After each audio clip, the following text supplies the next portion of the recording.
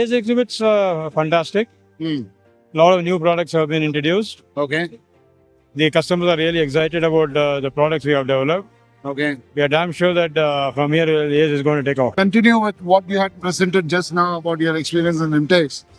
Can just show us the TR-CM22 machine which has been on display, and if you can give in detailed explanation, what is this machine all about, how this works, what is the kind of a speed it has, and so on and so on. Yeah, this alloy wheel turning machine TR-CM22 is basically targeted for riser and cutting machine of the alloy wheels. After die casting, we'll have this risers and runners which has to be eliminated, that is, it has to cut. So when this is fed into this machine has an optical system which recognizes the component. The size and the width of the component is recognized automatically by the software.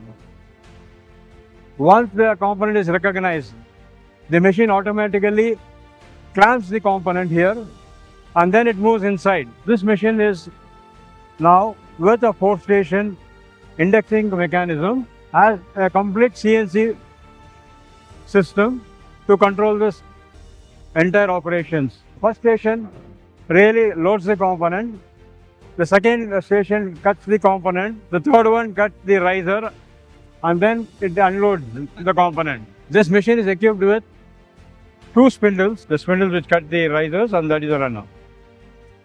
Now the machine is fully built with CNC system, LM guides, ball screws, and is very compact. The entire operations can be completed between 22 to 30 seconds based on the size of the wheel.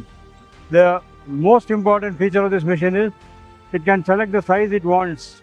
That is right from 10 inch to 20 inch, and the system automatically recognizes the size and the entire machine sets itself to do that operation.